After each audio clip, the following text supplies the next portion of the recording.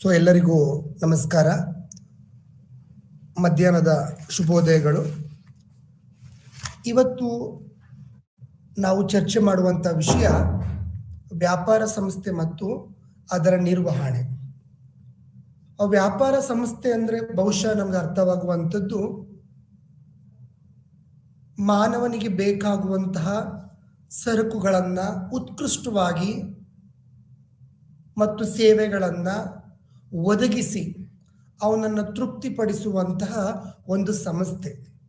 ಪ್ರತಿಯೊಂದು ವ್ಯಾಪಾರ ಸಂಸ್ಥೆಯ ಉದ್ದೇಶವೂ ಕೂಡ ಲಾಭದಾಯಕವಾಗೇ ಇರುತ್ತೆ. ಬಟ್ ಅದರ ಆ ಒಂದು ವ್ಯಾಪಾರ ಸಂಸ್ಥೆಯ ಸ್ವರೂಪವನ್ನು ತಿಳ್ಕೊಂಡ್ರೆ, ಆ ಒಂದು ಅರ್ಥವನ್ನು ತಿಳ್ಕೊಂಡ್ರೆ, ಇದರ ಅರ್ಥ ಮಾನವನಿಗೆ, ಗ್ರಾಹಕರಿಗೆ ಬೇಕಾಗುವಂತಹ ಸೇವೆಗಳನ್ನು, ಸರಕುಗಳನ್ನು ತೃಪ್ತಿಪಡಿಸುವಂತಹ ಸಂಸ್ಥೆ. ಬೇರೆ ಬೇರೆ ರೀತಿಯಲ್ಲಿ ಸಂಸ್ಥೆಗಳು ಬೇರೆ ಬೇರೆ ರೀತಿಯಲ್ಲಿ ಇರ್ತವೆ. ಬಟ್ ಎಲ್ಲ ಸಂಸ್ಥೆಗಳ ಒಂದು ಕಾರ್ಯವೈಖರಿ ಏನು ಅಂತಂದ್ರೆ, ಮಾನವನಿಗೆ, ಗ್ರಾಹಕರಿಗೆ ಬೇಕಾಗುವಂತಹ ಸರಕು ಮತ್ತು ಸೇವೆಗಳನ್ನು ತೃಪ್ತಿಪಡಿಸುವಂಥ ಸಂಸ್ಥೆ.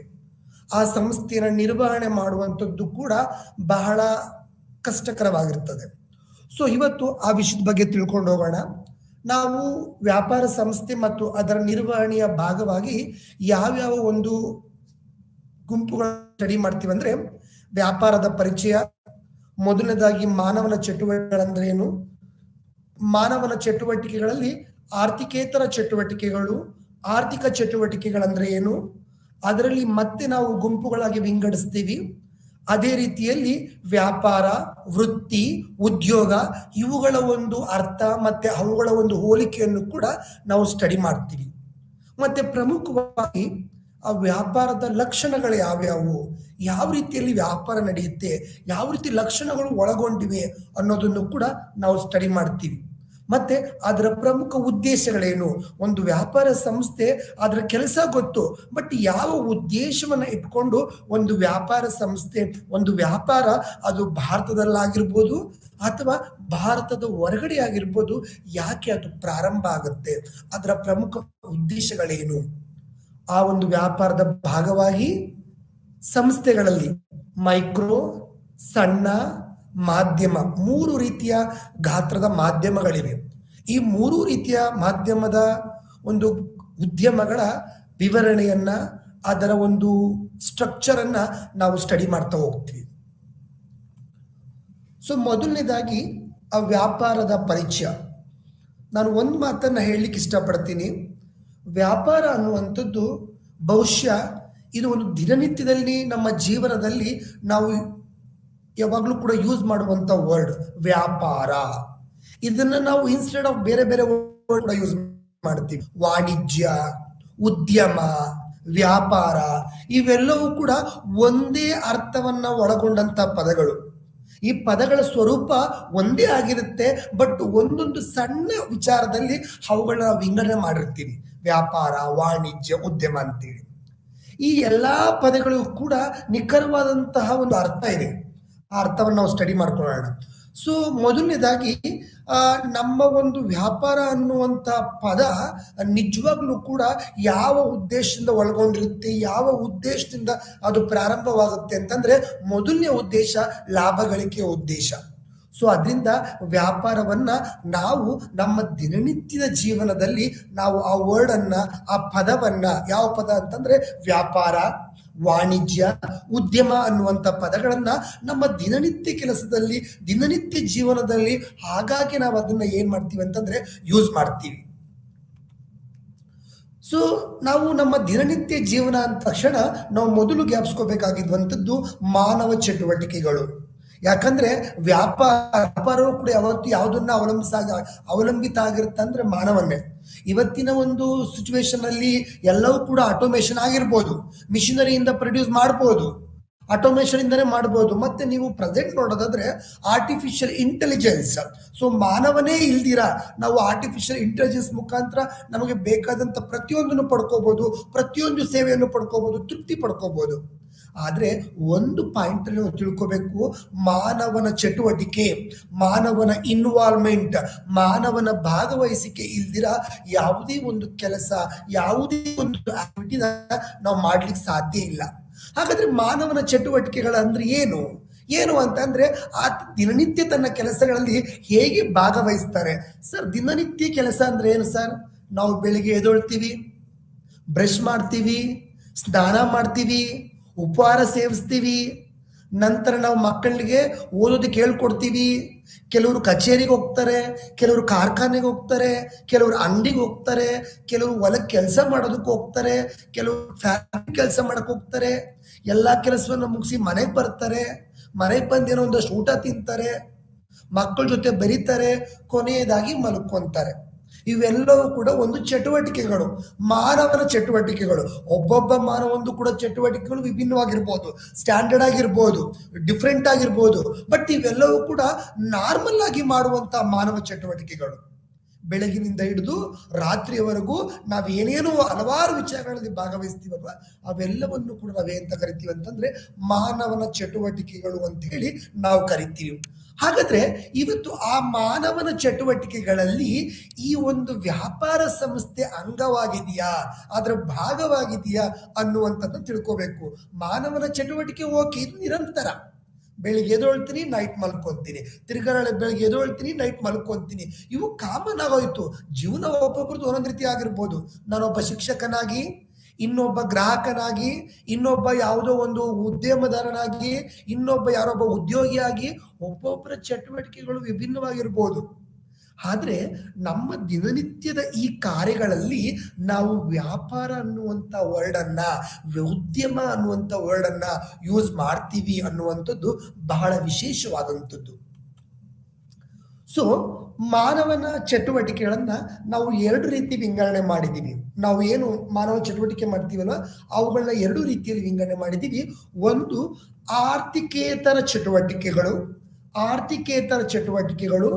ಮತ್ತೊಂದು ಆರ್ಥಿಕ ಚಟುವಟಿಕೆಗಳು. ಮಾನವನ ಚಟುವಟಿಕೆಗಳನ್ನ ಎರಡು ರೀತಿಯಲ್ಲಿ ನಾವು ವಿಂಗಡಣೆ ಮಾಡಿದ್ದೀವಿ. ಆರ್ಥಿಕೇತರ ಚಟುವಟಿಕೆಗಳು, ಆರ್ಥಿಕ ಚಟುವಟಿಕೆಗಳು. ಆರ್ಥಿಕೇತರ ಆ ವರ್ಡ್ ಅಲ್ಲೇ ಇದೆ, ಆರ್ಥಿಕತೆಯನ್ನ ನಾವು ಬಯಸೋದಿಲ್ಲ ಅಂತ ಹೇಳಿ. ಯಾವ ರೀತಿ? ಎಕ್ಸಾಂಪಲ್, ಪ್ರೀತಿ, ವಾತ್ಸಲ್ಯ, ಸಾಮಾಜಿಕ ಬಾಧ್ಯತೆ, ಇವುಗಳ ಮೇಲೆ ನಮ್ಮ ಚಟುವಟಿಕೆ ಕೂತಿರ್ತವೆ. ನಾನು ಒಂದು ಎಕ್ಸಾಂಪಲ್ ಹೇಳ್ತೀನಿ ಯಾವ ರೀತಿ ಅಂತಂದ್ರೆ, ಎಕ್ಸಾಂಪಲ್ಲು, ನಾನಿವತ್ತು ಬೆಳಿಗ್ಗೆ ಸ್ನಾನ ಮಾಡಿ ಟಿಫನ್ ತಿಂದು ಸಂಸ್ಥೆಗೆ ಹೋಗೋಕ್ ಮುಂಚೆ ಅಥವಾ ಶಾಲೆಗೆ ಹೋಗೋಕ್ ಮುಂಚೆ ನಮ್ಮ ಮನೆಯಿಂದ 1 ಕಿಲೋಮೀಟರ್ ದೂರದಲ್ಲಿರುವಂತ ಗಣಪತಿ ದೇವಸ್ಥಾನಕ್ಕೆ ಹೋಗಿ ಒಂದು 10 ನಿಮಿಷ ಟೈಮ್ ಅನ್ನ ಸ್ಪೆಂಡ್ ಮಾಡಿ ಗಣಪತಿಗೆ ನಮಸ್ಕಾರ ಹಾಕಿ ನಾನು ನನ್ನ ಸಂಸ್ಥೆಗೆ ಹೋಗ್ತೀನಿ. ಈ ಗಣಪತಿ ದೇವಸ್ಥಾನಕ್ಕೆ ಹೋಗಿದ್ದು ಕೂಡ ಒಂದು ಆಕ್ಟಿವಿಟಿ, ಒಂದು ಚಟುವಟಿಕೆ, ನನ್ನ ಮಾನವನ ಚಟುವಟಿಕೆ. ಬಟ್ ಇಲ್ಲಿ ಹೋಗಿದ್ರ ಉದ್ದೇಶ ಆರ್ಥಿಕತೆಯಿಂದ ಕೂಡಿರ್ಲಿಲ್ಲ. ಆ ಗಣೇಶನಿಗೆ ದುಡ್ಡು ಕೊಡ್ತಾರಂತ ಹೋಗಿರ್ಲಿಲ್ಲ. ಒಂದು ವಾತ್ಸಲ್ಯ, ಒಂದು ಸಾಮಾಜಿಕ ಬಾಧ್ಯತೆ, ಒಂದು ಧಾರ್ಮಿಕ ಬಾಧ್ಯತೆ ಮೇಲೆ ನಾನು ಗಣಪತಿ ದೇವಸ್ಥಾನಕ್ಕೆ ಹೋಗಿ ಆ ಗಣಪತಿಯ ದೇವರ ಹತ್ರ ನಾನು ಆಶೀರ್ವಾದ ಪಡ್ಕೊಂಡೆ ಹೊರತು ಯಾವುದೋ ಹಣ ಸಂಪಾದನೆಗಲ್ಲ. ಅದಕ್ಕೆ ನಾನು ಹೇಳಿದ್ದು ಮಾನವನ ಚಟುವಟಿಕೆಗಳು ಎರಡು ರೀತಿಯಲ್ಲೂ ಇರ್ತವೆ. ಒಂದು ಆರ್ಥಿಕತೆಯನ್ನ ಬಯಸದೆ, ಹಣ ಸಂಪಾದನೆಯನ್ನ ಬಯಸದೆ ಕೆಲವನ್ನ ನಾವು ನಮ್ಮ ಚಟುವಟಿಕೆಗಳಲ್ಲಿ ಮಾಡ್ತಾ ಹೋಗ್ತೀವಿ. ಬಟ್ ಕೆಲವನ್ನ ಹಣ ಸಂಪಾದನೆ ಉದ್ದೇಶವನ್ನ ಇಟ್ಕೊಂಡೇ ನಾವು ಆ ಮಾನವನ ಚಟುವಟಿಕೆಗಳನ್ನ ಮಾಡಬೇಕಾಗುತ್ತದೆ. ಯಾಕಂತಂದ್ರೆ ಮಾನವ ಬದುಕ್ಬೇಕಂತಂದ್ರೆ ಹಣ ಸಂಪಾದನೆ ಬೇಕೇ ಬೇಕು. ಹಾಗಂತ ಹೇಳಿ ನಾವು ನಮ್ಮ ಎಲ್ಲಾ ಚಟುವಟಿಕೆಗಳನ್ನ ಬರೀ ಹಣ ಸಂಪಾದನೆಗೆ ಇಟ್ಟರೆ ಬಹುಶಃ ಅದು ಜೀವನ ಯಶಸ್ವಿಯಾಗಿರೋದಿಲ್ಲ. ಸೊ ಅದರಿಂದ ಮಾನವನ ಚಟುವಟಿಕೆಗಳು ಎರಡನ್ನೂ ಕೂಡಿರ್ಬೇಕು. ಆರ್ಥಿಕೇತರ ಚಟುವಟಿಕೆಗಳನ್ನು ಕೂಡಿರ್ಬೇಕು, ಆರ್ಥಿಕ ಚಟುವಟಿಕೆಗಳನ್ನು ಕೂಡಿರ್ಬೇಕು. ಸೊ ಆರ್ಥಿಕೇತರ ಚಟುವಟಿಕೆಗಳಂದ್ರೆ ಒಬ್ಬ ಮಾನವ, ಒಬ್ಬ ಮನುಷ್ಯ ಪ್ರೀತಿಯಿಂದ, ವಾತ್ಸಲ್ಯದಿಂದ, ಸಾಮಾಜಿಕ ಒಂದು ಬಾಧ್ಯತೆ ಮೇರೆಗೆ, ದೈಹಿಕ ಅವಶ್ಯಕತೆ ಮೇರೆಗೆ, ದೇಶಭಕ್ತಿಯ ಮೇರೆಗೆ ಹಲವಾರು ಚಟುವಟಿಕೆಗಳಲ್ಲಿ ಭಾಗವಹಿಸ್ತಾನೋ ಅವೆಲ್ಲವೂ ಕೂಡ ಆರ್ಥಿಕೇತರ ಚಟುವಟಿಕೆ ಆಗಿರ್ತವೆ. ಈ ಆರ್ಥಿಕೇತರ ಚಟುವಟಿಕೆಗಳಲ್ಲಿ ಭಾಗವಹಿಸಿ ಮನುಷ್ಯ ಯಾವುದೇ ಹಣವನ್ನು ಸಂಪಾದನೆ ಮಾಡೋದಿಲ್ಲ. ಎಕ್ಸಾಂಪಲ್ಲು, ನಮ್ಮ ಮನೆಗಳಲ್ಲೆಲ್ಲ ನಮ್ಮ ತಾಯಿ ಅಡಿಗೆ ಮಾಡ್ಕೊಡ್ತಾರೆ. ಯಾಕೆ ಮಾಡ್ಕೊಡ್ತಾರೆ? ದುಡ್ಡು ಕೊಡ್ತೀವಿ ಅಂತಲ್ಲ, ಅದು ಒಂದು ಅವರ ಒಂದು ಕೆಲಸ, ಅದು ಆರ್ಥಿಕೇತರ ಚಟುವಟಿಕೆ. ಮಕ್ಕಳು ಶಾಲೆಗೆ ಬರ್ತಾರೆ, ಶಾಲೆಗೆ ಬಂದ್ರೆ ನಾವೇನು ದುಡ್ಡು ಕೊಡ್ತೀವಿ? ಇಲ್ಲ, ಕೊಡೋದಿಲ್ಲ. ಮತ್ತೆ ಯಾಕೆ ಬರ್ತಾರೆ ಮಕ್ಕಳು? ಅದು ಕೂಡ ಒಂದು ಆರ್ಥಿಕೇತರ ಚಟುವಟಿಕೆ. ಕರೆಕ್ಟ್ ಅಲ್ವಾ? ದೇವಸ್ಥಾನಕ್ಕೆ ಪ್ರಾರ್ಥನೆ ಹೋಗ್ತೀವಿ, ದೇವಸ್ಥಾನ ಆಗಿರ್ಬೋದು, ಮಸೀದಿ ಆಗಿರ್ಬೋದು, ಅಥವಾ ಎಲ್ಲಾದ್ರೂ ಹೋಗ್ತೀವಿ, ಅವೆಲ್ಲವೂ ಕೂಡ ಆರ್ಥಿಕೇತರ ಚಟುವಟಿಕೆ. ಹಲವಾರು ಸಮಾಜ ಸೇವಕರಿದ್ದಾರೆ ಭಾರತದಲ್ಲಿ. ಈ ಒಂದು ಸಮಾಜದಲ್ಲಿ ಹಲವಾರು ಸಮಾಜ ಸೇವಕರಿದ್ದಾರೆ. ಅವರು ಸಮಾಜ ಸೇವೆಗಳು ಮಾಡ್ತಾನೆ ಬರ್ತಾರೆ. ಅವರ ಉದ್ದೇಶ ಹಣ ಸಂಪಾದನೆ ಅಲ್ಲ. ಹೆಸರು ತನ್ನಷ್ಟಕ್ಕೆ ತಾನೇ ಬರ್ಬೋದೇನೋ ಅವರ ಆ ಒಂದು ಸಮಾಜ ಸೇವೆಗೆ, ಬಟ್ ಅವ್ರು ಮಾಡಿದಂತಹ ಸಮಾಜ ಸೇವೆಗಳು ಅವರ ಚಟುವಟಿಕೆ ಯಾವ ಚಟುವಟಿಕೆ ಅಂತಂದ್ರೆ ಆರ್ಥಿಕೇತರ ಚಟುವಟಿಕೆ ಅನ್ನುವಂಥದ್ದನ್ನ ತಿಳ್ಕೋಬೇಕು. ಸೊ ನಾನು ಒಂದು ಕನ್ಕ್ಲೂಷನ್ ಕೊಡ್ತೀನಿ, ಮನುಷ್ಯನ ಚಟುವಟಿಕೆಗಳಲ್ಲಿ ಎಲ್ಲವೂ ಕೂಡ ಆರ್ಥಿಕವಾಗಿರಬಾರ್ದು, ಆರ್ಥಿಕೇತರ ಚಟುವಟಿಕೆಗಳನ್ನು ಇರಬೇಕು. ಪ್ರೀತಿಯಿಂದ ಮಾತಾಡಿಸುವಂಥದ್ದು, ಪ್ರೀತಿಯಿಂದ ಹೋಗಿ ಬರುವಂಥದ್ದು, ಒಬ್ಬರಿಗೆ ಸಹಾಯ ಮಾಡುವಂಥದ್ದು, ದೇವಸ್ಥಾನಕ್ಕೆ ಹೋಗುವಂಥದ್ದು, ಅಡಿಗೆ ವಿಷಯದಲ್ಲಿ ಒಬ್ಬರಿಗೆ ಸಹಾಯ ಮಾಡುವಂಥದ್ದು, ಆಟ ಆಡುವಂಥದ್ದು, ಶಾಲೆಗೆ ಹೋಗುವಂಥದ್ದು, ಇವೆಲ್ಲವೂ ಕೂಡ ಇದ್ರೇನೆ ಮನುಷ್ಯನ ಒಂದು ಜೀವನಕ್ಕೆ, ಮನುಷ್ಯನ ಒಂದು ಚಟುವಟಿಕೆ ಸಾರ್ಥಕವಾಗುವಂಥದ್ದು. ಹಾಗಾದ್ರೆ ನೀವು ಮತ್ತೆ ನಾವು ಒಂದು ಕ್ವಶನ್ ಕೇಳ್ಬೋದು, ಮನುಷ್ಯನ ಜೀವನದಲ್ಲಿ ಆರ್ಥಿಕೇತರವಾಗಿ ಇದ್ದು ಬಿಟ್ರೆ ಸಾಕ ಅಂತ? ನೋ, ಜೀವನ ಸಾಗೋದಿಲ್ಲ. ಆರ್ಥಿಕ ಚಟುವಟಿಕೆಗಳು ಮಾಡಿದ್ರೆ ಮಾತ್ರ ಜೀವನ ಸಾಗೋದು. ಹಾಗಾದ್ರೆ ಆರ್ಥಿಕ ಚಟುವಟಿಕೆಗಳಂದ್ರೆ ಏನು ಇಲ್ಲ. ಹಣ ಸಂಪಾದನೆ ಮಾಡೋದಕ್ಕೋಸ್ಕರ, ಜೀವನವನ್ನ ನಡೆಸೋದಕ್ಕೋಸ್ಕರ ನೀವೇನೇನು ಚಟುವಟಿಕೆಗಳನ್ನ ಕೈಗೊಳ್ತಿರೋ ಎಲ್ಲಾ ಚಟುವಟಿಕೆಗಳು ಕೂಡ ಆರ್ಥಿಕ ಚಟುವಟಿಕೆಗಳೇ. ಅದರಲ್ಲಿ ಬಹುಮುಖ್ಯವಾಗಿ ನಾವು ಹೇಳ್ಬೋದು ಮನುಷ್ಯನಿಗೆ, ಗ್ರಾಹಕರಿಗೆ ಅವರ ಅವಶ್ಯಕತೆಗಳಿಗೆ ಅನುಗುಣವಾಗಿ ಸರಕು ಸೇವೆಗಳನ್ನು ಉತ್ಪಾದನೆ ಮಾಡಿ ಅವುಗಳನ್ನ ಅವರಿಗೆ ಒದಗಿಸಿ ಅದರಿಂದ ನಾವು ಲಾಭ ಮಾಡುವಂಥದ್ದು. Yes, one of the best example ಆರ್ಥಿಕ ಚಟುವಟಿಕೆಗಳಿಗೆ. ಸೊ ಈ ತರುವಂಥದ್ದು ಅದು ಬಿಟ್ಟು ಕೂಡ ನಾವು ಜನರಲ್ ಆಗು ಯೂಸ್ ಮಾಡಬಹುದು. ಒಬ್ಬ ಡಾಕ್ಟರ್, ಒಬ್ಬ ವೈದ್ಯ ತನ್ನ ಮಾನವ ಚಟುವಟಿಕೆಗಳ ಕ್ರಮಾನುಸಾರವಾಗಿ ಆತ ಡೈಲಿ ಹಾಸ್ಪಿಟ್ಲಿಗೆ ಹೋಗಿ ಹಾಸ್ಪಿಟ್ಲಿಂದ ಬರ್ತಾನೆ. ಏನಕ್ಕೆ ಅಂತಂದ್ರೆ ಸಂಬಳ ಕೊಡ್ತಾರೆ. ಅದೇ ರೀತಿ ಒಬ್ಬ ಶಿಕ್ಷಕ ಡೈಲಿ ಶಾಲೆಗೆ ಹೋಗಿ ಮಕ್ಕಳಿಗೆ ಬೋಧನೆ ಮಾಡಿ ಮನೆಗೆ ಬರ್ತಾನೆ. ಯಾಕಂತಂದ್ರೆ ಅದು ಆರ್ಥಿಕ ಚಟುವಟಿಕೆ, ಯಾಕಂದ್ರೆ ಶಿಕ್ಷಕರಿಗೆ ಸಂಬಳ ಸಿಗುತ್ತೆ ಅಂತೇಳಿ. ಒಬ್ಬ ರೈತ ಹೊಲದಲ್ಲಿ ಹೋಗಿ ಬೆವರು ಸುರಿಸಿ ದುಡಿತಾನೆ. ಯಾಕಂತಂದ್ರೆ ಏನೋ ಒಂದು ಲಾಭ ಬರುತ್ತೆ, ಏನೋ ಒಂದು ವಸ್ತು ಬರುತ್ತೆ ಅಂತ ಹೇಳಿ. ಈ ರೀತಿ ನಮ್ಮ ಜೀವನವನ್ನು ನಡೆಸೋದಿಕ್ಕೆ, ಸಂಪತ್ತನ್ನ ಗಳಿಸೋದಿಕ್ಕೆ ನಾವು ಆರ್ಥಿಕ ಚಟುವಟಿಕೆಗಳನ್ನ ಕೈಗೆತ್ಕೊಳ್ಬೇಕು.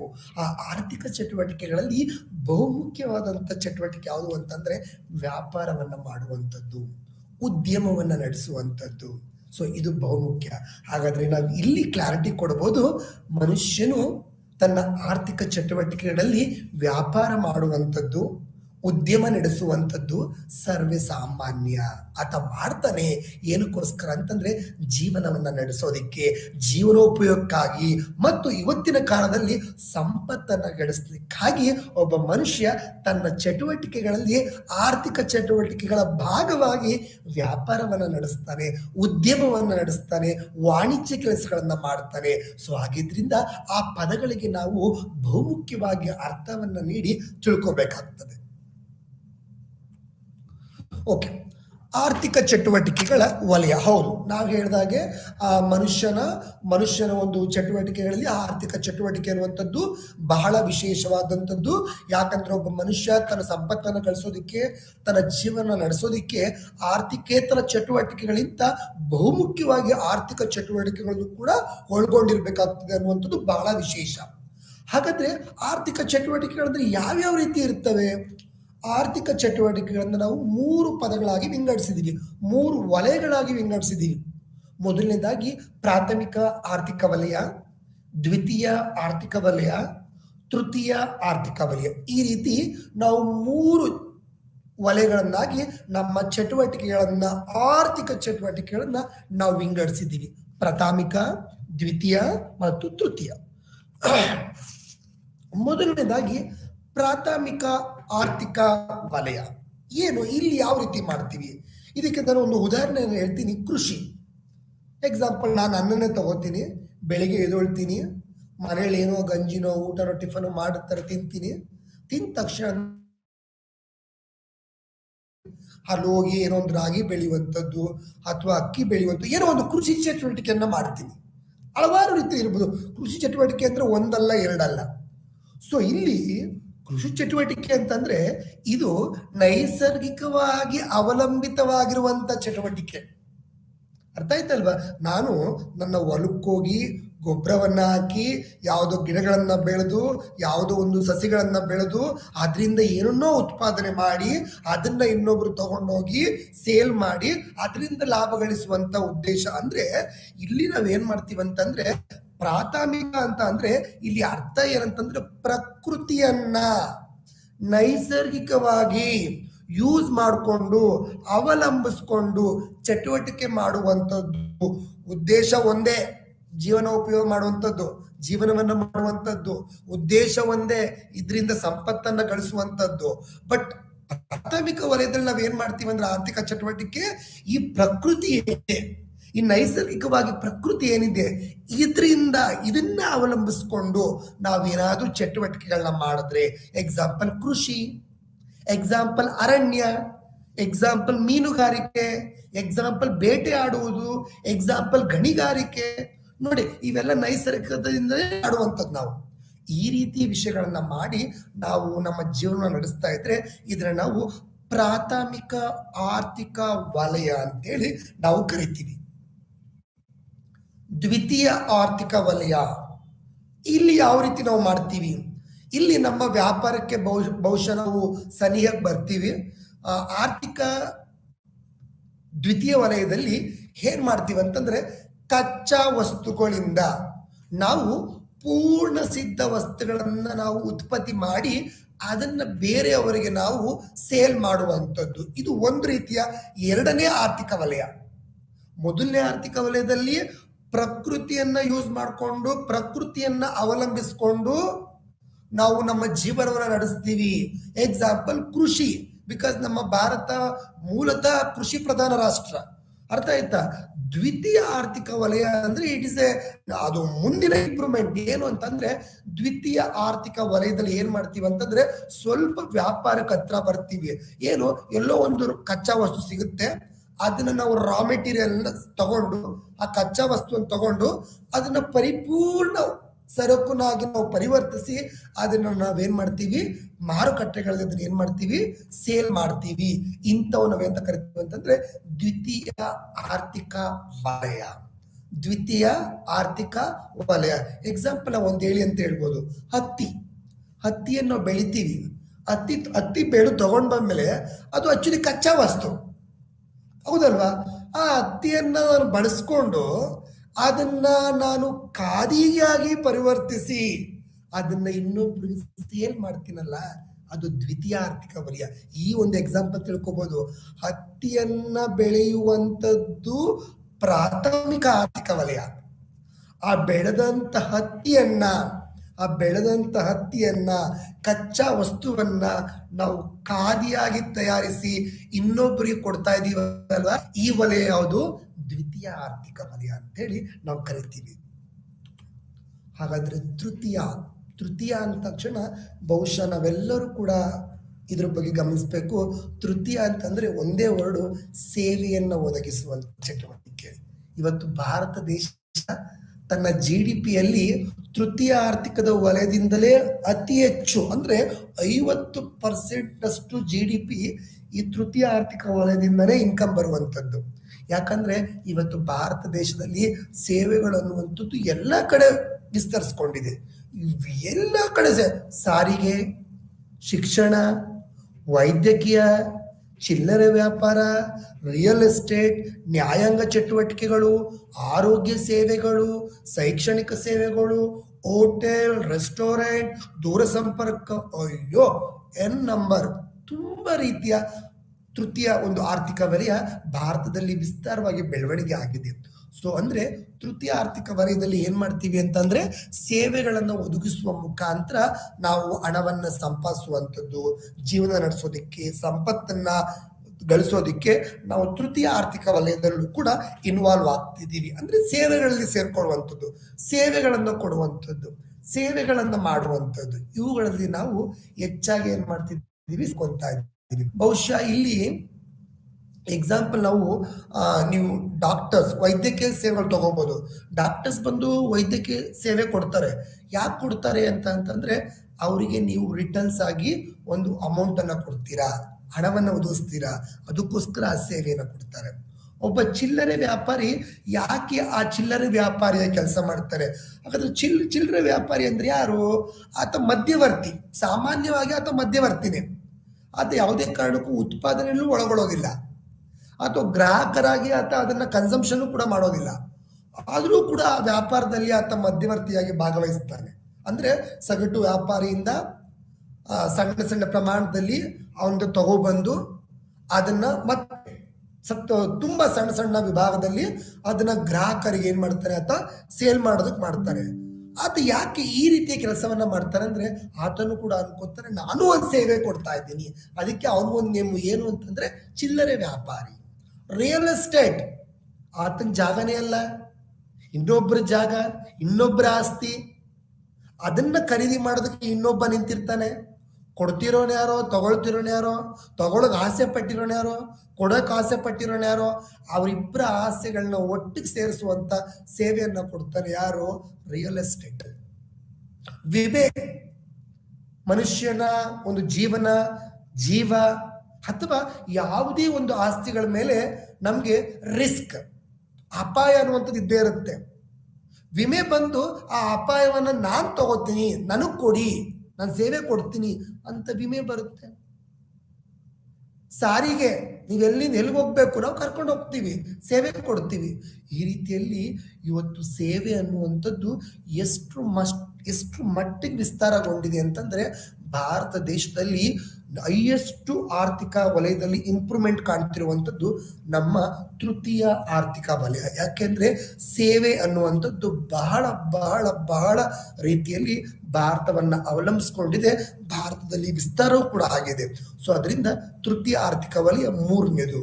ಹಾಗಾದ್ರೆ ಭಾರತದಲ್ಲಿ ಆರ್ಥಿಕ ಚಟುವಟಿಕೆಗಳು 3 ವಲಯದಲ್ಲಿ ನಡೀತವೆ. ಮೊದಲನೇದಾಗಿ ಪ್ರಕೃತಿಯನ್ನ ಅವಲಂಬಿತವಾಗಿ ಮಾಡುವಂತಹ ಆರ್ಥಿಕ ಚಟುವಟಿಕೆಗಳು.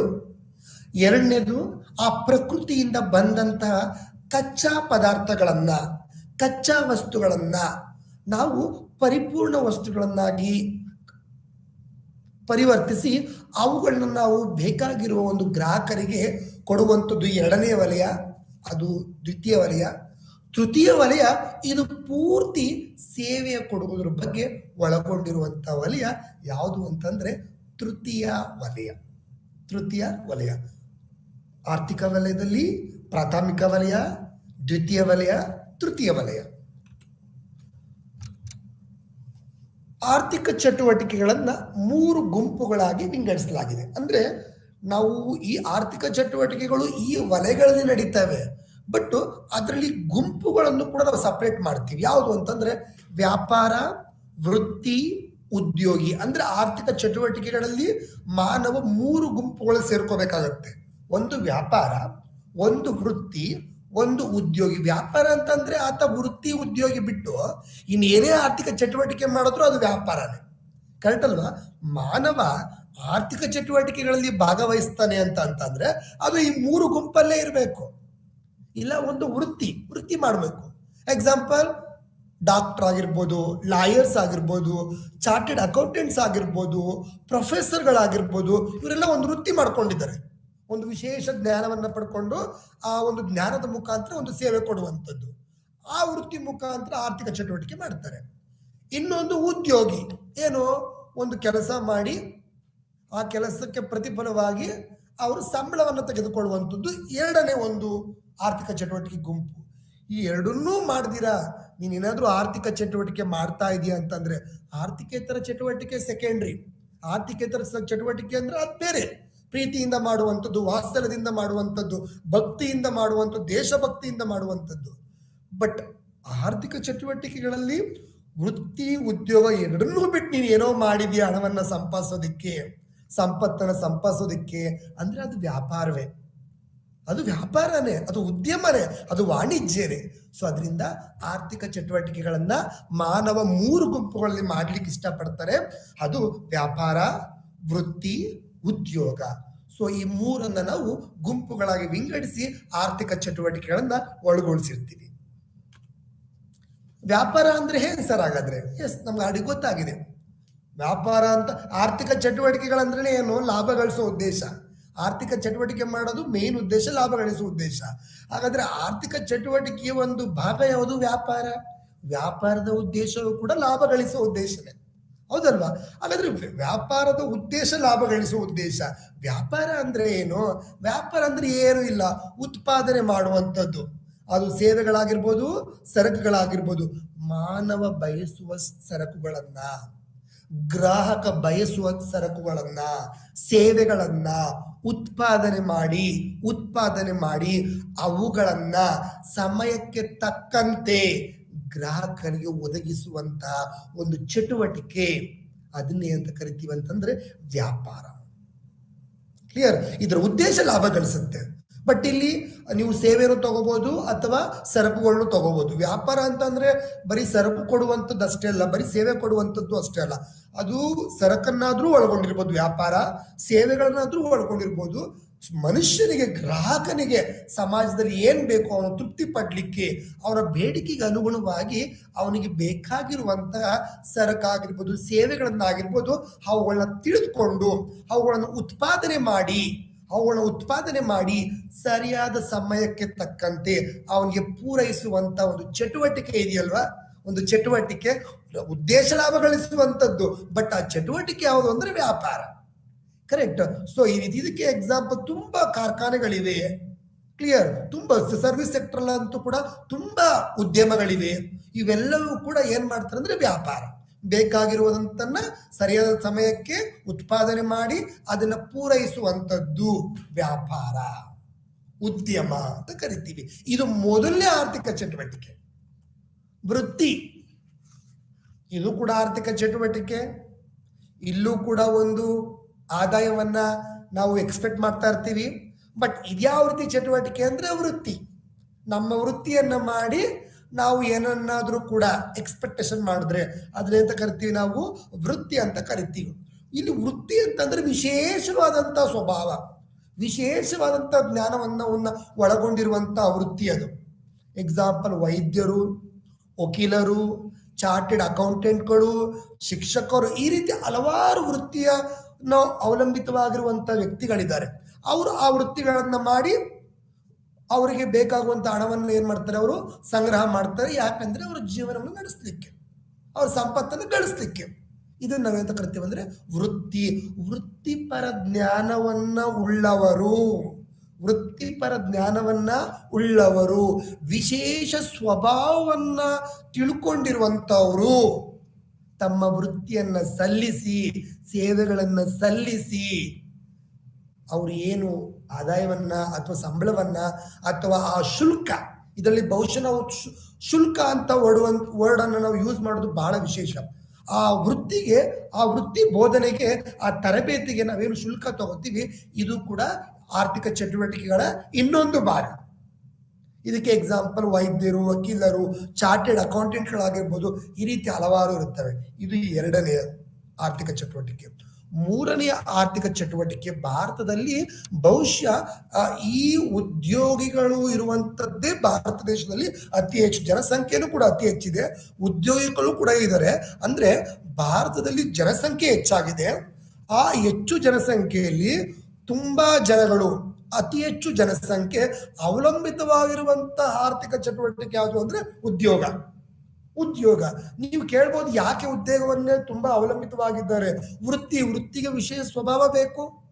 ಎಲ್ಲಾ ಪಾಪ್ಯುಲೇಷನ್ ಎಲ್ಲರೂ ಕೂಡ ಆ ವೃತ್ತಿಯನ್ನ ಪಡ್ಕೊಳ್ಲಿಕ್ಕೆ ಆಗೋದಿಲ್ಲ. ವ್ಯಾಪಾರ ನಾವು ಹೇಳ್ತೀವಿ, ವ್ಯಾಪಾರಕ್ಕೂ ಕೂಡ ಒಂದಷ್ಟು ಸಲಹೆಗಳು ಬೇಕು, ವ್ಯಾಪಾರಕ್ಕೂ ಒಂದಷ್ಟು ಏಡ್ಸ್ ಬೇಕು. ಕ್ಲಿಯರ್? ವ್ಯಾಪಾರಕ್ಕೂ ಒಂದಷ್ಟು ಪೂರೈಕೆಗಳು ಬೇಕು. ಅವು ಎಲ್ಲರಿಗೂ ಎಲ್ಲ ಟೈಮಲ್ಲೂ ಸಿಗೋದಿಲ್ಲ. ಉದ್ಯೋಗ ಅನ್ನುವಂಥದ್ದು ಒಂದು ನಾವು ಮಾಡುವಂತ ಕೆಲಸ, ಉದ್ಯೋಗ ಕೊಡುವ ಹತ್ರ ನಾವು ಹೋಗಿ ನಾವು ಮಾಡುವಂತ ಕೆಲಸ. ಬಹುಶಃ ಇದನ್ನ ಮ್ಯಾಕ್ಸಿಮಮ್ ಎಲ್ಲರೂ ಕೂಡ ಏನ್ ಮಾಡಿದ್ದಾರೆ? ಅವಲಂಬಿತವಾಗಿದ್ದಾರೆ. ಅವರ ಆರ್ಥಿಕ ಚಟುವಟಿಕೆಗಳು ಮೂವ್ ಆಗ್ಬೇಕು ಅಂತಂದ್ರೆ, ನಡಿಬೇಕು ಅಂತಂದ್ರೆ ಮಾನವ ಚಟುವಟಿಕೆಯಲ್ಲಿ ಆಲ್ಮೋಸ್ಟ್ ಎಲ್ಲರೂ ಕೂಡ ಅವಲಂಬಿತವಾಗಿರುವಂತ ಚಟುವಟಿಕೆ ಯಾವುದು ಅಂತಂದ್ರೆ ಉದ್ಯೋಗಿ. ಏನ್ ಈ ಉದ್ಯೋಗಿ ಅಂತಂದ್ರೆ, ಇಲ್ಲಿ ಬಹುಶಃ ಉದ್ಯೋಗ ಏನ್ ಬೇಕಾದ್ರೂ ಇರ್ಬೋದು. ಒಂದು ಒಪ್ಪಂದವನ್ನು ಮಾಡಿಕೊಂಡು ಒಂದು ಸೇವಾ ನಿಯಮಗಳ ಪ್ರಕಾರ ಅಡಿಯಲ್ಲಿ ಉದ್ಯೋಗದಾತ, ಯಾರು ಉದ್ಯೋಗದಾತ, ಯಾರು ಉದ್ಯೋಗವನ್ನು ಕೊಡ್ತಾರೆ ಅವನೇ ಉದ್ಯೋಗದಾತ ಉದ್ಯೋಗದಾತನಿಂದ ಒಂದು ಕೆಲಸವನ್ನ ಇನ್ನೊಬ್ಬನಿಗೆ ಏನ್ ಮಾಡಲಾಗುತ್ತೆ, ನಿಯೋಜಿಸಲಾಗುತ್ತೆ. ಆ ನಿಯೋಜಿಸಲಾದಂತಹ ವ್ಯಕ್ತಿ ಆ ಕೆಲಸವನ್ನ ಮಾಡಿ, ಆ ಚಟುವಟಿಕೆಯನ್ನ ಮಾಡಿ ಆತ ಏನ್ ಮಾಡ್ತಾನೆ, ಸಂಬಳವನ್ನ ಪಡ್ಕೋತಾನೆ. ಆ ಕೆಲಸವನ್ನ ಮಾಡಿದಂತ ವ್ಯಕ್ತಿನ ನಾವೇಂತ ಕರಿತೀವಿ ಅಂದ್ರೆ ಉದ್ಯೋಗಿ, ಉದ್ಯೋಗದಾತ, ಉದ್ಯೋಗದಾರ. ಯಾವ ವ್ಯಕ್ತಿ ಉದ್ಯೋಗವನ್ನ ಕೊಡ್ತಾನೆ, ಉದ್ಯೋಗವನ್ನ ನಿಯೋಜಿಸ್ತಾನೆ, ಆತ ಉದ್ಯೋಗದಾರ. ಯಾವ ವ್ಯಕ್ತಿ ನಿಯೋಜಿಸಿದ ಕೆಲಸವನ್ನ ಅಚ್ಚುಕಟ್ಟಾಗಿ ಮಾಡಿ ಅದಕ್ಕೆ ಸಂಬಳವನ್ನ ಪಡ್ಕೊಂತಾನೋ ಆತನ ಏನ್ ಮಾಡ್ತೀವಿ, ಉದ್ಯೋಗಿ ಅಂತ ಕರಿತೀವಿ. ಈ ಉದ್ಯೋಗಿ ಅನ್ನುವಂಥದ್ದು ಕೂಡ ಮಾನವನ ಆರ್ಥಿಕ ಚಟುವಟಿಕೆಗಳ ಮೂರನೇ ಗುಂಪು. ಅಂದ್ರೆ ಮಾನವನ ಆರ್ಥಿಕ ಚಟುವಟಿಕೆಗಳಲ್ಲಿ ಮಾನವ 3 ಗುಂಪುಗಳಲ್ಲಿ ಸೇರ್ಕೊಬಹುದು. ಒಂದು ವೃತ್ತಿಯ ಮುಖಾಂತರ, ಇನ್ನೊಂದು ಉದ್ಯೋಗದ ಮುಖಾಂತರ, ಇನ್ನೊಂದು ಈ ಎರಡೂ ಇಲ್ಲ ಅಂತಂದ್ರೆ ಒಂದು ವ್ಯಾಪಾರವನ್ನ ಮಾಡೋದ್ರ ಮುಖಾಂತರ, ಒಂದು ಉದ್ಯಮವನ್ನ ಪ್ರಾರಂಭಿಸುವ ಮುಖಾಂತರ ಆತ ಏನ್ ಮಾಡ್ಬೋದು, ಆರ್ಥಿಕ ಚಟುವಟಿಕೆಗಳಲ್ಲಿ ಭಾಗವಹಿಸಬಹುದು. ಹಾಗಾದ್ರೆ ವ್ಯಾಪಾರ, ವೃತ್ತಿ ಮತ್ತು ಉದ್ಯೋಗ ಈ 3ರ ಒಂದು ಹೋಲಿಕೆಗಳನ್ನ ಮಾಡೋಣ ನಾವು. ಸೊ ವ್ಯಾಪಾರ, ವೃತ್ತಿ, ಉದ್ಯೋಗ ಈ 3ರ ಒಂದು ಹೋಲಿಕೆಗಳನ್ನ ಮಾಡೋಣ. ಸೊ ವ್ಯಾಪಾರ ಅನ್ನುವಂಥದ್ದು ಅಗತ್ಯವಿದ್ದರೆ ವಾಣಿಜ್ಯ ಉದ್ಯಮಿ, ಅಂದ್ರೆ ಉದ್ಯಮವನ್ನು ಸ್ಟಾರ್ಟ್ ಮಾಡುವಂಥವ್ರು, ಅವ್ರನ್ನ ಏನಂತ ಕರಿತೀವಿ ನಾವು, ವಾಣಿಜ್ಯ ಉದ್ಯಮಿ. ಆತನ ನಿರ್ಧಾರ ಮತ್ತೆ ಕಾನೂನಿನ ಔಪಚಾರಿಕತೆಗಳನ್ನ ಆತ ಅನುಸರಿಸಬೇಕು. ವ್ಯಾಪಾರ ಮಾಡ್ಬೇಕಂದ್ರೆ ನಾವು ವ್ಯಾಪಾರ ಅಂದ್ರೆ ಹೇಳ್ಬಿಡ್ತೀವಿ, ಯಾವುದೋ ಒಂದು ವ್ಯಕ್ತಿ ಬಂದು ಯಾರೋ ಒಬ್ಬರ ಬೇಡಿಕೆಗಳನ್ನ ಉತ್ಪಾದನೆ ಮಾಡಿ ಕೊಡುವಂಥದ್ದಲ್ಲ. ಅರ್ಥ ಆಯ್ತಾ? ಒಂದು ವ್ಯಾಪಾರವನ್ನ ಪ್ರಾರಂಭ ಮಾಡ್ಬೇಕಾದ್ರೆ ಆತನಿಗೆ ಕನಿಷ್ಠ ಕಾನೂನಿನ ಔಪಚಾರಿಕತೆಗಳು ಗೊತ್ತಿರಬೇಕು. ಒಂದು ವ್ಯಾಪಾರವನ್ನು ಹೇಗೆ ಪ್ರಾರಂಭಿಸಬೇಕು ಅಂತ, ಮತ್ತೆ ಆತ ನಿರ್ಧಾರ ತಗೋಬೇಕು, ನಾನು ವ್ಯಾಪಾರ ಮಾಡ್ತೀನಿ ಅಂತ ಹೇಳಿ. ವೃತ್ತಿಯಲ್ಲಿ ಆ ರೀತಿ ಅಲ್ಲ. ಒಂದು ವೃತ್ತಿಪರ ದೇಹದ ಸದಸ್ಯತ್ವ ಮತ್ತು ಅಭ್ಯಾಸದ ಪ್ರಮಾಣ ಪತ್ರವನ್ನ ಆ ಒಂದು ಪ್ರಮಾಣ ಪತ್ರ ಕೊಡುವಂತ ಸಂಸ್ಥೆಗಳಿಂದ ಪಡೆದುಕೊಂಡಿದ್ರೆ ಆತ ವೃತ್ತಿಯನ್ನ ಪ್ರಾರಂಭಿಸಬಹುದು. ಎಕ್ಸಾಂಪಲ್, ಚಾರ್ಟರ್ಡ್ ಅಕೌಂಟೆಂಟ್, ಅದಕ್ಕಂತಾನೆ ಒಂದು ಸಂಸ್ಥೆ ಇರುತ್ತೆ. ಆ ಸಂಸ್ಥೆಯಿಂದ ಅವನು ತರಬೇತಿಯನ್ನು ಪಡೆದುಕೊಂಡು ಆ ಪ್ರಮಾಣ ಪತ್ರವನ್ನು ಪಡ್ಕೊಂಡಿದ್ರೆ ಆತನ ವೃತ್ತಿಯನ್ನು ಪ್ರಾರಂಭಿಸ್ತಾನೆ. ಉದ್ಯೋಗಿ ಕಥೆಯೇ ಬೇರೆ. ಉದ್ಯೋಗಿ ಅಂದ್ರೆ ಏನು, ನೇಮಕಾತಿ ಪತ್ರ ಪಡ್ಕೊಂತಾನೆ, ಸೇವಾ ನಿಬಂಧನೆಗಳನ್ನು ಓದ್ತಾನೆ, ಒಪ್ಪಂದನ ಮಾಡ್ಕೊಂತಾನೆ, ಅದ್ರ ಪ್ರಕಾರ ಕೆಲಸ ಮಾಡ್ತಾನೆ. ನೋಡಿ, ವ್ಯಾಪಾರ ನಿರ್ಧಾರ ಮಾಡಬೇಕು ಒಬ್ಬ ಮನುಷ್ಯ, ಕಾನೂನಿನ ಔಪಚಾರಿಕತೆ ಗೊತ್ತಿರಬೇಕು. ವೃತ್ತಿ ಅಂತಂದ್ರೆ ಒಂದು ಅಭ್ಯಾಸದ ಪ್ರಮಾಣ ಪತ್ರವನ್ನು ಪಡ್ಕೊಂಡಿರ್ಬೇಕು. ಉದ್ಯೋಗಿ ಅಂತಂದ್ರೆ ನೇಮಕಾತಿ ಪತ್ರ ಪಡ್ಕೊಂಡು ಒಂದು ಸೇವಾ ಒಪ್ಪಂದದ ಮೇರೆಗೆ ಆತ ಕೆಲಸ ಮಾಡಬೇಕು. ಇನ್ನೊಂದು ಹೋಲಿಕೆ ನೋಡೋದಾದ್ರೆ ವ್ಯಾಪಾರ ಅಂತಂದ್ರೆ ಸಾರ್ವಜನಿಕರಿಗೆ ಬೇಕಾಗಿರುವಂತಹ ಅವರ ಬೇಡಿಕೆಗಳಿಗೆ ಅನುಗುಣವಾಗಿ ಅವರಿಗೆ ಬೇಕಾಗಿರುವ ಸರಕು ಮತ್ತು ಸೇವೆಗಳನ್ನು ಒದಗಿಸುವುದು ವ್ಯಾಪಾರ. ಹೌದು. ವೃತ್ತಿ ಅಂದ್ರೆ ಹಾಗಲ್ಲ. ಒಬ್ಬ ಮನುಷ್ಯ, ಒಬ್ಬ ಮಾನವ ತಾನು ಪರಿಣಿತ ಪಡ್ಕೊಂಡಿರುವಂತಹ ವಿಷಯಗಳಲ್ಲಿ ಸೇವೆಗಳನ್ನ ಇನ್ನೊಬ್ಬರಿಗೆ ಸಲ್ಲಿಸುವಂಥದ್ದು ವೃತ್ತಿ. ಉದ್ಯೋಗಿ ಅಂತಂದ್ರೆ ಸೇವಾ ಒಪ್ಪಂದದ ಮೇಲೆ ನಿಯಮಗಳ ಪ್ರಕಾರ ಉದ್ಯೋಗದಾತ ನೀಡಿದಂತ ಕೆಲಸವನ್ನ ನಿರ್ವಹಿಸುವುದು ಉದ್ಯೋಗ. ವ್ಯಾಪಾರ ಮಾಡಲಿಕ್ಕೆ ಕನಿಷ್ಠ ವಿದ್ಯಾರ್ಹತೆ ಅಗತ್ಯವಿಲ್ಲ. ಅಷ್ಟೊಂದು ತುಂಬಾ ಎಜುಕೇಶನಲ್ ಕನಿಷ್ಠ ಜ್ಞಾನ ಬೇಕು ಅಂತ ಇಲ್ಲ. ಬಟ್ ವೃತ್ತಿ ಆ ಒಂದು ತರಬೇತಿ ಪಡೆದುಕೊಳ್ಳಲಿಕ್ಕೆ, ಆ ಪರಿಣಿತಿ ಪಡೆದುಕೊಳ್ಳಲಿಕ್ಕೆ, ಆ ಪರಿಣಿತಿಗೆ ತಕ್ಕಂತೆ ನಿರ್ದಿಷ್ಟ ಕ್ಷೇತ್ರದಲ್ಲಿ ಆತ ವಿದ್ಯಾರ್ಹತೆಯನ್ನು ಪಡ್ಕೊಂಡಿರ್ಬೇಕು. ಉದ್ಯೋಗಿ ಅಂತ ಅಂದ್ರೆ ಉದ್ಯೋಗದಾತರು ಏನು ವಿದ್ಯಾರ್ಹತೆಯನ್ನು ಸೂಚಿಸಿರ್ತಾರೆ ಆ ವಿದ್ಯಾರ್ಹತೆ ಅನುಗುಣವಾಗಿ ಅವರು ಆ ವಿದ್ಯಾರ್ಹತೆಯನ್ನು ಪಡ್ಕೊಂಡಿರ್ಬೇಕು. ಇದು ವಿದ್ಯಾರ್ಹತೆ ಮೇಲೆ ಒಳಗೊಂಡಿರುವಂತ ಪಾಯಿಂಟ್. ವ್ಯಾಪಾರದಲ್ಲಿ ಲಾಭ ಗಳಿಸ್ತಾರೆ, ವೃತ್ತಿಯಲ್ಲಿ ವೃತ್ತಿಪರ ಶುಲ್ಕ ತಗೊಂತಾರೆ, ಉದ್ಯೋಗಿಯಲ್ಲಿ ಸಂಬಳ ತಗೊಂತಾರೆ ಅಥವಾ ವೇತನ ತಗೊಂತಾರೆ. ನೋಡಿ, ಈ 3 ಕೂಡ ಜೀವನ ನಡೆಸಲಿಕ್ಕೆ, ಸಂಪತ್ತನ್ನ ಗಳಿಸ್ಲಿಕ್ಕೆ. ಅದಕ್ಕೆ ನಾವು ಈ 3ನ ಏನಂತ ಕರಿತೀವಿ ಅಂತಂದ್ರೆ ಆರ್ಥಿಕ ಚಟುವಟಿಕೆಗಳು. ಮಾನವ ಮಾಡುವಂತಹ ಆರ್ಥಿಕ ಚಟುವಟಿಕೆಗಳು, ಲಾಭ ಗಳಿಸ್ಲಿಕ್ಕೆ, ಶುಲ್ಕ ತಗೊಳ್ಳಿಕ್ಕೆ, ವೇತನ ತಗೊಳ್ಳಿಕ್ಕೆ ವ್ಯಾಪಾರ ಮಾಡಬೇಕು, ವೃತ್ತಿ ಮಾಡಬೇಕು ಅಥವಾ ಉದ್ಯೋಗಿಯಾಗಿ ಕೆಲಸ ಮಾಡಬೇಕು. ಆಗ ಮಾತ್ರ ನಮ್ಮ ಆರ್ಥಿಕ ಚಟುವಟಿಕೆಗಳು ಏನಾಗ್ತವೆ, ಮುಂದಕ್ಕೆ ಹೋಗ್ತವೆ. ಮತ್ತೆ ವ್ಯಾಪಾರದಲ್ಲಿ ಲಾಭ ಗಳಿಸ್ತೀವಿ, ಯಾವತ್ತೂ ಕೂಡ ಗಳಿಸ್ತೀವಿ ಅಂತ ಹೇಳ್ಬಾರ್ದು. ಯಾಕಂದ್ರೆ ಯಾವತ್ತು ರಿಸ್ಕ್ ಇದ್ದೇ ಇರುತ್ತೆ. ರಿಸ್ಕ್ ಅಂದ್ರೆ ಏನು, ಅನಿಶ್ಚಿತತೆ. ಅನಿಶ್ಚಿತತೆ ಅಂದ್ರೆ ಲಾಭ ಬಂದ್ರೂ ಬರ್ಬೋದು, ಬರ್ದೋದ್ರೂ ಇರ್ಬೋದು. ಈ ರೀತಿಯ ಒಂದು ಅನಿಶ್ಚಿತತೆ, ಅನಿಯಮಿತವಾಗಿರುತ್ತೆ ಮತ್ತು ಲಾಭ ಎಲ್ಲಿ? ವ್ಯಾಪಾರದಲ್ಲಿ. ವೃತ್ತಿಯಲ್ಲಿ ಹಾಗಿಲ್ಲ. ಒಂದ್ಸರಿ ನಿಮ್ಮ ಒಂದು ಜ್ಞಾನವನ್ನ ಇನ್ನೊಬ್ಬರಿಗೆ ನೀವು ಕೊಟ್ಟಾಗ ಅವ್ರು ನಿಶ್ಚಿತವಾಗಿ ನಿಮ್ಗೆ ಶುಲ್ಕ ಕೊಡ್ತಾರೆ. ಹೌದು, ಡಾಕ್ಟ್ರು ಬಂದು ನನಗೆ ಇವತ್ತು ಜ್ವರ ಅಂತೇಳಿ ಚೆಕ್ ಮಾಡಿ ಮಾತ್ರೆ ಕೊಟ್ಟು ಇಂಜೆಕ್ಷನ್ ಕೊಟ್ರೆ ನೀವು ಅವ್ರು ಹೇಳಿದಂತ ಅಮೌಂಟನ್ನು ಕೊಡ್ಲೇಬೇಕು. ಕೊಡ್ಬೋದು, ಕೊಡ್ಲೇ ಇರ್ಬೋದು, ಆ ರೀತಿ ಹೇಳಲಿಕ್ಕೆ ಆಗೋದಿಲ್ಲ. ಸೊ ಅದು ವೃತ್ತಿ ಶುಲ್ಕವಂತೂ ನಿಶ್ಚಿತವಾಗಿ ಕೊಡ್ಬೇಕಾಗ್ತದೆ. ಹಾಗೆ ಉದ್ಯೋಗಿಗೂ ಅಷ್ಟೇ ಇದು ಸಿಮಿಲರ್ ಟು ವೃತ್ತಿ. ಏನು ಅಂತಂದ್ರೆ ಆತ ಏನು ನಿಯೋಜನೆ ಗಳಿಸಿದಂತ ವರ್ಕನ್ನ 100% ಚಾಚು ತಪ್ಪದೆ ಮಾಡಿರ್ತಾನೋ ಆಗ ಅವ್ರಿಗೆ ನೀವು ಏನು ಸ್ಥಿರವಾಗಿ ನೀವು ಫಿಕ್ಸ್ ಮಾಡಿರ್ತೀರಲ್ವ ನಿಯಮಿತ ವೇತನವನ್ನ, ಅದನ್ನು ಕೊಡ್ಲೇಬೇಕು. ಅಲ್ಲೂ ಕೂಡ ಅನಿಶ್ಚಿತತೆ ಇರೋದಿಲ್ಲ. ಅದರಿಂದ ವ್ಯಾಪಾರದಲ್ಲಿ ಲಾಭ ಅನ್ನುವಂಥದ್ದು ಅನಿಶ್ಚಿತತೆ, ಬಟ್ ವೃತ್ತಿಯಲ್ಲಿ ಮತ್ತೆ ಉದ್ಯೋಗದಲ್ಲಿ ಶುಲ್ಕ ಮತ್ತೆ ವೇತನಕ್ಕೆ ಯಾವುದೇ ಅಪಾಯ ಇರೋದಿಲ್ಲ, ಅದು ಅವರಿಗೆ ರೆಗ್ಯುಲರ್ ಆಗಿ ಸಿಗ್ತದೆ. ಸೊ ಇದು ವ್ಯಾಪಾರ, ವೃತ್ತಿ, ಉದ್ಯೋಗದ ಒಂದು ವ್ಯತ್ಯಾಸಗಳು. ಇದರಲ್ಲಿ ನಾನು ಪ್ರಮುಖವಾಗಿ ತಿಳ್ಕೊಳ್ಳುವಂಥದ್ದು ಏನಂತಂದ್ರೆ, ವ್ಯಾಪಾರದಲ್ಲಿ ಲಾಭ ಇರುತ್ತೆ, ಅದು ಅನಿಶ್ಚಿತೆ. ವೃತ್ತಿಯಲ್ಲಿ ಶುಲ್ಕ ಇರುತ್ತೆ, ನಿಶ್ಚಿತತೆ. ಉದ್ಯೋಗದಲ್ಲಿ ಸಂಬಳ ಇರುತ್ತೆ, ನಿಶ್ಚಿತವಾಗಿರುತ್ತೆ. ಉದ್ಯೋಗಿಗೆ ಸೇವಾ ಒಪ್ಪಂದ, ವೃತ್ತಿಯಲ್ಲಿ ಪರಿಣಿತ ಸೇವೆ, ವ್ಯಾಪಾರದಲ್ಲಿ ಸರಕು ಸೇವೆಯನ್ನ ಒದಗಿಸುವಂಥದ್ದು. ವ್ಯಾಪಾರದಲ್ಲಿ ಕಾನೂನಿನ ಅರಿವಿರಬೇಕು, ವೃತ್ತಿಯಲ್ಲಿ ಸದಸ್ಯತ್ವ ಪಡ್ಕೊಂಡಿರ್ಬೇಕು, ಉದ್ಯೋಗಿಯಲ್ಲಿ ನೇಮಕಾತಿ ಪತ್ರ ಇರಬೇಕು. ಈ ರೀತಿ ಈ 3 ಗುಂಪುಗಳು ವಿಶೇಷವಾಗಿರ್ತವೆ. ನಾವು ಮಾನವರಾಗಿ ಆರ್ಥಿಕ ಚಟುವಟಿಕೆಗಳನ್ನ ಮಾಡ್ಬೇಕಂದ್ರೆ ಯಾವ ಗುಂಪಿಗೆ ಹೋದ್ರೆ ನಾವು ಸರಿ ಅಂತ ಹೇಳಿ ಅನ್ಸುತ್ತೋ, ಯಾವ ಗುಂಪು ನಮ್ಗೆ ಸೂಕ್ತ ಅನ್ಸುತ್ತೋ ಆ ಗುಂಪಲ್ಲಿ ನಾವು ಏನ್ ಮಾಡ್ಬೋದು, ನಮ್ಮ ಆರ್ಥಿಕ ಚಟುವಟಿಕೆಗಳನ್ನ ನಾವೇನ್ ಮಾಡ್ಬೋದು, ಪ್ರಾರಂಭ ಮಾಡ್ಬೋದು. ಓಕೆ, ಆ ವ್ಯಾಪಾರದ ಪ್ರಮುಖ ಲಕ್ಷಣಗಳು ಬಹುಶಃ ಆರ್ಥಿಕ ಚಟುವಟಿಕೆಗಳ ಗುಂಪುಗಳಲ್ಲಿ ನಾವು ವ್ಯಾಪಾರ ಕ್ಷೇತ್ರಕ್ಕೆ ಬಹಳ ಒತ್ತಡ ಕೊಡ್ತಾ ಇದ್ದೀವಿ. ಯಾಕೆ ಅಂತಂದ್ರೆ ನಮ್ಮ ಇವತ್ತಿನ ಸಬ್ಜೆಕ್ಟ್ ಯಾವುದು ಅಂದ್ರೆ ವ್ಯಾಪಾರ ವಾಣಿಜ್ಯ. ಆರ್ಥಿಕ ಚಟುವಟಿಕೆಗಳ ಒಂದು ಭಾಗ ಯಾವುದು? ವ್ಯಾಪಾರ ಮಾಡುವಂಥದ್ದು. ವೃತ್ತಿ ಒಂದು ಕಡೆ ಆದ್ರೆ, ಉದ್ಯೋಗ ಒಂದು ಕಡೆ ಆದ್ರೆ, ವ್ಯಾಪಾರ ಇನ್ನೊಂದು ಕಡೆ. ಯಾಕೆ ವ್ಯಾಪಾರ ಅಂತಂದ್ರೆ ನಾವು ಒಂದು ಗಾದೆ ಮಾತು ಹೇಳ್ತೀವಿ, ಅಲ್ಲೂ ಸಲ್ಲಲಿಲ್ಲ, ಇಲ್ಲೂ ಸಲ್ಲಲಿಲ್ಲ, ಮತ್ತೆ ಇಲ್ಲಾದ್ರೂ ಸಲ್ಬೇಕಂತ ಹೇಳಿ. ವೃತ್ತಿ ಇಲ್ಲ, ನಾವು ಯಾವುದಕ್ಕೂ ಸದಸ್ಯತ್ವ ಪಡ್ಕೊಂಡಿಲ್ಲ. ಉದ್ಯೋಗ ಇಲ್ಲ, ಎರಡು ಇಲ್ಲ. ಆಗ ವ್ಯಾಪಾರ ಆದ್ರೂ ಮಾಡ್ಬೇಕಲ್ವಾ? ಇವತ್ತು ನಾವು ರೋಡ್ಗಳಲ್ಲಿ ತರಕಾರಿ ಮಾರೋರು ನೋಡಿದ್ದೀವಿ, ಕರೆಕ್ಟ್ ಅಲ್ವಾ? ರೋಡ್ ಹಣ್ಣಂಗಡಿಗಳು ಇಟ್ಕೊಂಡ್ರು ನೋಡಿದ್ದೀವಿ, ಬಟ್ಟೆ ಅಂಗಡಿ ಇಟ್ಕೊಂಡ್ರು ನೋಡಿದ್ದೀವಿ. ಯಾಕೆ? ಆರ್ಥಿಕ ಚಟುವಟಿಕೆ ಮುನ್ನಡೆಸ್ಬೇಕು. ಸೊ ಅದರಿಂದ ಯಾರು ವೃತ್ತಿಯಲ್ಲಿ ಹೋಗಲ್ಲ, ಯಾರು ಉದ್ಯೋಗವನ್ನ ಮಾಡ್ಲಿಕ್ಕೆ ಇಷ್ಟಪಡೋದಿಲ್ಲ, ಉದ್ಯೋಗದ ಕೈ ಕೆಳಗಡೆ, ಆತ ನೆಕ್ಸ್ಟ್ ಮಾಡುವಂತ ಆಪ್ಷನ್ ಯಾವುದು ಅಂದ್ರೆ ವ್ಯಾಪಾರ. ಬಹುಶಃ ನಾನು ಒಂದು ಮಾತ್ರ ನಿಮಗೆ ಬಹಳ ಸ್ಪಷ್ಟವಾಗಿ ಹೇಳ್ತೀನಿ, ಆ ವೃತ್ತಿ ಅನ್ನುವಂಥದ್ದು ಬಹುಶಃ ಅದು ನಮ್ಮ ಪರಿಣಿತವಾದಂಥ ಜ್ಞಾನದಿಂದ ಮಾಡುವಂಥ ಕೆಲಸ. ಬಹುಶಃ ಅದು ಎಲ್ಲರಿಗೂ ಸಿಗೋದಿಲ್ಲ ಅನ್ಸುತ್ತೆ.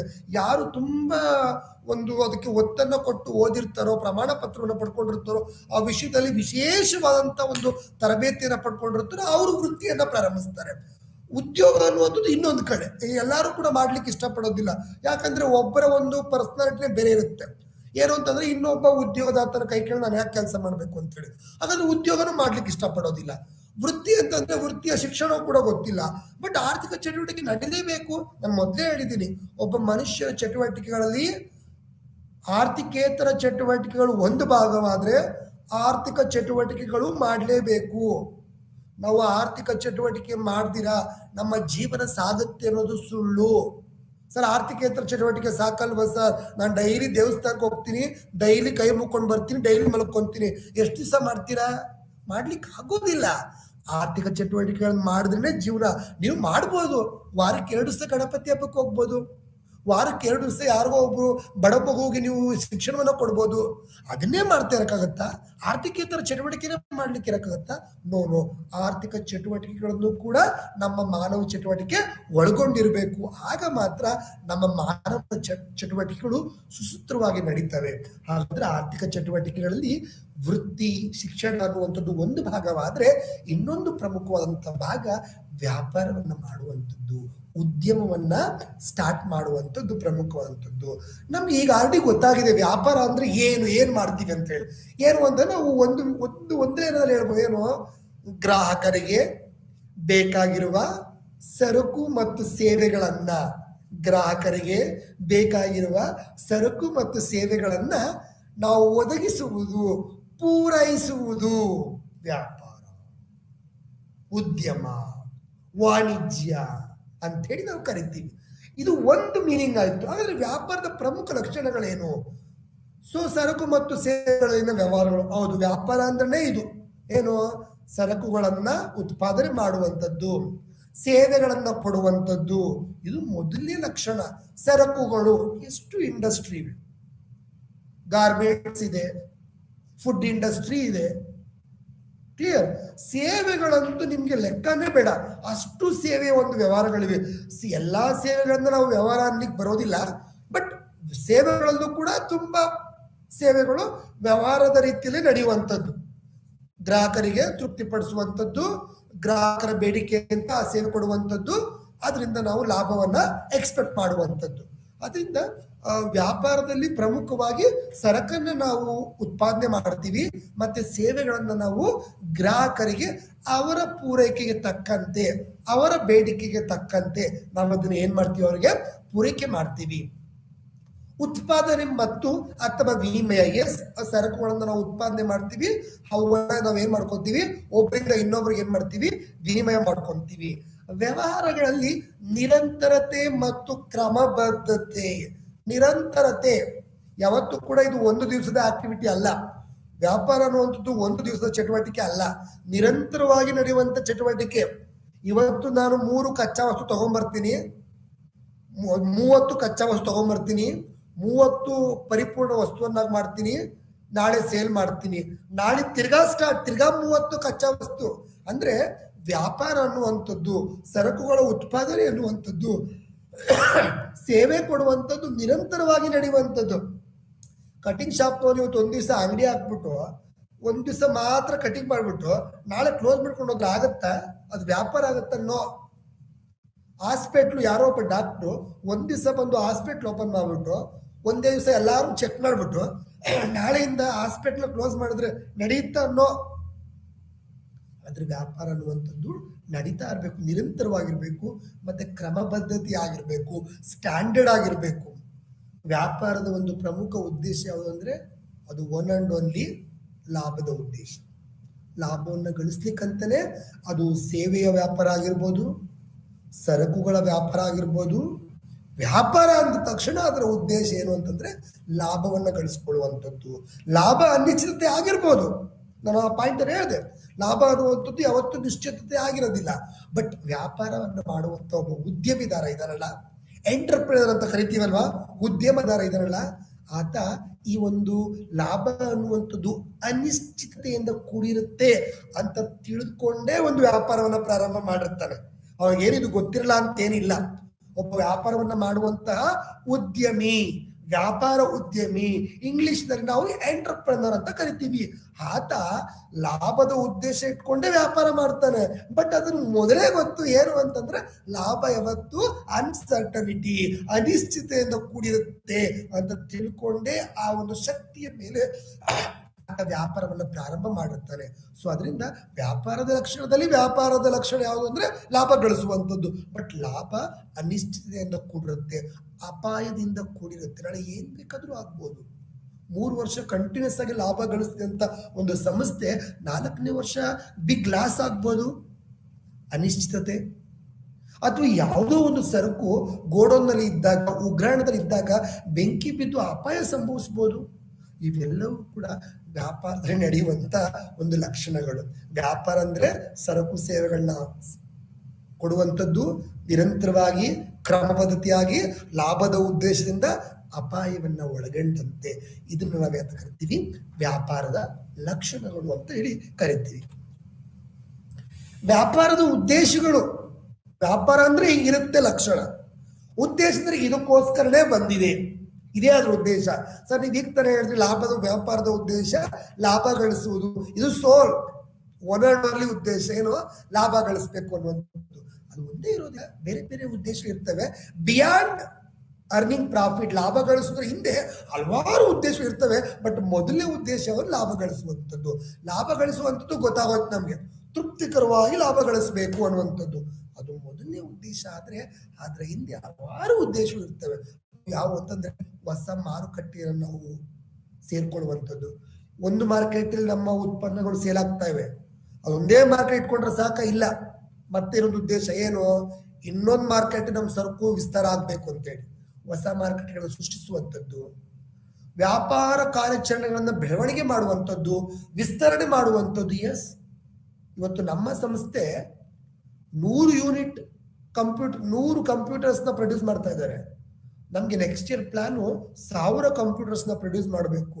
ನಮ್ಮ ಉದ್ದೇಶ ಅಂದ್ರೆ ಹೊಸ ಮಾರುಕಟ್ಟೆಗಳನ್ನು ವಿಸ್ತರಣೆ ಮಾಡಬೇಕು, ಸಂಸ್ಥೆ ಬೆಳವಣಿಗೆ ಆಗಬೇಕು ಅನ್ನುವಂಥದ್ದು ಮುಂದಿನ ಉದ್ದೇಶ.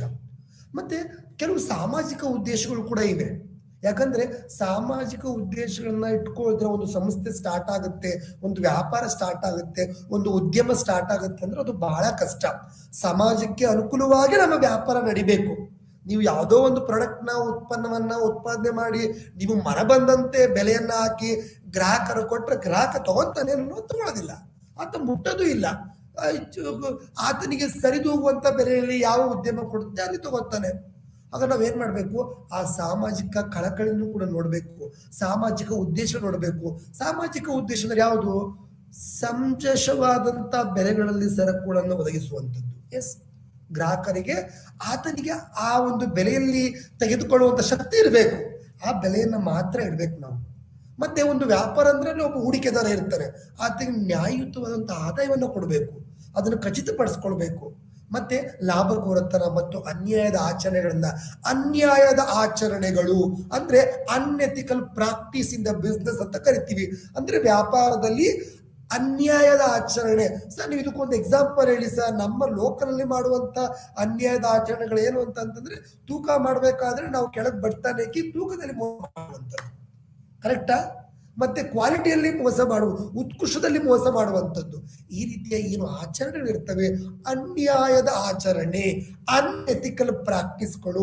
ಈ ಪ್ರಾಕ್ಟೀಸ್ಗಳನ್ನ ಲಾಭ ಗಳಿಸೋದ್ರ ಉದ್ದೇಶಕ್ಕೋಸ್ಕರ ಈ ರೀತಿಯ ಅನ್ಯಾಯದ ಆಚರಣೆಗಳನ್ನ ಮಾಡ್ತಿದ್ರೆ ಅದನ್ನ ಮಾಡಬಾರ್ದು, ಅದನ್ನ ತಪ್ಪಿಸ್ಬೇಕು ಅನ್ನುವಂಥದ್ದು ಕೂಡ ವ್ಯಾಪಾರದ ಒಂದು ಉದ್ದೇಶವಾಗಿರುತ್ತದೆ. ಮತ್ತೆ ರಾಷ್ಟ್ರೀಯ ಆಸಕ್ತಿಗಳು ಮತ್ತು ಆದ್ಯತೆಗಳಿಗೆ ಅನುಗುಣವಾಗಿ ಸರಕುಗಳನ್ನು ಉತ್ಪಾದನೆ ಮಾಡಬೇಕು. ಹೌದು, ನಾನು ಉತ್ಪಾದನೆ ಮಾಡ್ತೀನಿ ಅಂತ ಹೇಳಿ ಡ್ರಗ್ಸ್ನ ಉತ್ಪಾದನೆ ಮಾಡ್ಲಿಕ್ಕೆ ಆಗ್ತದ? ಆಗೋದಿಲ್ಲ. ಬಿಡೋದಿಲ್ಲ. ಸೊ ರಾಷ್ಟ್ರೀಯ ಆಸಕ್ತಿಗಳು, ಆದ್ಯತೆಗಳನ್ನ ನಾವು ಗಮನದಲ್ಲಿ ಇಟ್ಕೊಂಡು ನಾವು ಸರಕು ಮತ್ತು ಸೇವೆಗಳನ್ನ ಗ್ರಾಹಕರಿಗೆ ಕೊಡಬೇಕು.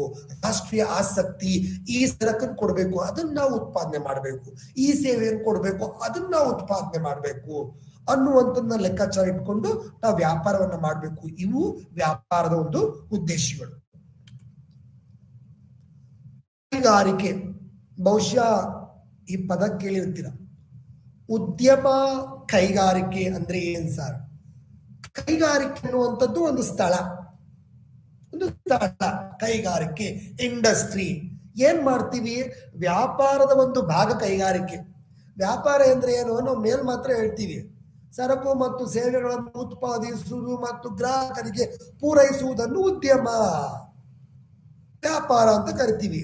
ಆ ಪೂರೈಸುವುದಕ್ಕೆ ನಾವು ಆ ಉತ್ಪಾದನೆ ಮಾಡಿದ್ವಲ್ಲ, ಉತ್ಪನ್ನಗಳನ್ನು ತೆಗೆದುಕೊಂಡು, ಕಚ್ಚಾ ವಸ್ತುಗಳನ್ನು ತೆಗೆದುಕೊಂಡು ನಾವು ಪರಿಪೂರ್ಣ ವಸ್ತುಗಳನ್ನು ಪರಿವರ್ತನೆ ಮಾಡಿದ್ವಲ್ಲ ವ್ಯಾಪಾರ ಮಾಡ್ಲಿಕ್ಕೆ, ಆ ಮಾಡಿದಂತ ಜಾಗ ಇದೆಯಲ್ಲ ಅದನ್ನ ನಾವೇನಂತ ಕರಿತೀವಿ ಅಂತಂದ್ರೆ ಕೈಗಾರಿಕೆ ಅಂತ ಕರಿತೀವಿ. ಕೈಗಾರಿಕೆ ಅಂದ್ರೆ ಲಭ್ಯವಿರುವ ವಸ್ತು ಸಂಪನ್ಮೂಲಗಳ ಬಳಕೆಯ ಮೂಲಕ ಬಯಸಿದ ತೃಪ್ತಿಕರ ಸರಕು ಸೇವೆಗಳ ಉತ್ಪಾದನೆಗೆ ಸಂಬಂಧಿಸಿದ ಎಲ್ಲಾ ವ್ಯಾಪಾರ ಚಟುವಟಿಕೆಗಳನ್ನ ಒಂದು ಕೈಗಾರಿಕೆ, ಒಂದು ಉದ್ಯಮ ಏನ್ ಮಾಡುತ್ತೆ, ಸೂಚಿಸುತ್ತೆ. ಹಾಗಾದ್ರೆ ಕೈಗಾರಿಕೆ ಅಂತಂದ್ರೆ ಒಂದು ಸ್ಥಳ, ಯಾವ ಸ್ಥಳದಲ್ಲಿ ಕಚ್ಚಾ ವಸ್ತುಗಳನ್ನ ನಾವು ಪರಿವರ್ತಿಸಿ ಪರಿಪೂರ್ಣ ವಸ್ತುಗಳನ್ನಾಗಿ ಅದನ್ನ ನಾವು ತಯಾರು ಮಾಡಿ ಅದನ್ನ ಗ್ರಾಹಕರಿಗೆ ಕೊಡುತ್ತೀವೋ ಆ ಒಂದು ಸ್ಥಳವನ್ನು ನಾವು ಕೈಗಾರಿಕೆ.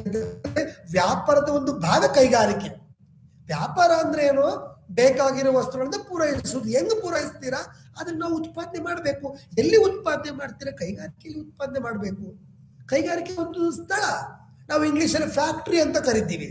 ಕೈಗಾರಿಕೆ, ಫ್ಯಾಕ್ಟ್ರಿ, ಆ ಜಾಗದಲ್ಲಿ ನಾವು ಉದ್ಯಮದ ಒಂದು ಭಾಗವನ್ನು ನಾವು ಕೆಲಸ ಮಾಡ್ತೀವಿ. ಏನು ಅಂತಂದ್ರೆ ಗ್ರಾಹಕರಿಗೆ ಬೇಕಾಗಿರುವಂತ ವಸ್ತುಗಳನ್ನ, ಸೇವೆಗಳನ್ನ, ಸರಕುಗಳನ್ನ ಉತ್ಕೃಷ್ಟವಾಗಿ ನಾವೇನ್ ಮಾಡ್ತೀವಿ, ಉತ್ಪಾದನೆಯನ್ನ ಮಾಡ್ತೀವಿ ಅನ್ನುವಂಥದ್ದು ವಿಶೇಷವಾದಂಥದ್ದು.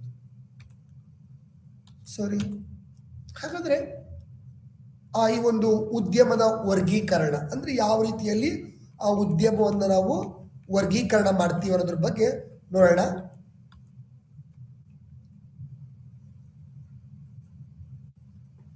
ಸೊ ಹೊರತೆಗೆಯುವ ಕೈಗಾರಿಕೆ ಬಹುಶಃ ನೈಸರ್ಗದಿಂದನೇ ಸ್ವಾಭಾವಿಕವಾಗಿ ಪ್ರಕೃತಿಯನ್ನು ಯೂಸ್ ಮಾಡಿಕೊಂಡು ಆ ವರ್ಡಲ್ಲಿ ಇದೆ ಹೊರತೆಗೆಯುವ ಕೈಗಾರಿಕೆಗಳು. ಹೊರತೆಗೆಯುವ ಎಲ್ಲಿಂದ ಅಂತಂದ್ರೆ ನಮ್ಮ ಮನೆಯಿಂದ ಅಲ್ಲ, ನೈಸರ್ಗಿಕವಾಗಿ ಪ್ರಕೃತಿಯಿಂದ ಸಿಗುವಂಥದ್ದು ತೆಗೆಯುವಂಥದ್ದು. ಎಕ್ಸಾಂಪಲ್, ನಮ್ದು 2 ಎಕರೆ ಜಮೀನಿದೆ ಅನ್ಕೊಳ್ಳಿ, ನೆಲ ಬಗ್ದು ಬಗ್ದು ಬಗ್ದು ಬಗ್ದು ಬಗ್ದು ಏನ್ ಮಾಡ್ತೀವಿ, ಈ ಒಂದು ಏನು ನಾವು ಗಣಿಗಾರಿಕೆಯನ್ನ ಮಾಡ್ತೀವಿ, ಐರನ್ ಸಿಗುತ್ತೆ, ಕಬ್ಬಣ ಸಿಗುತ್ತೆ ಅಂತೇಳಿ. ಅರ್ಥ ಆಯ್ತಾ? ಹೊರತೆಗೆಯುವ ಕೈಗಾರಿಕೆ.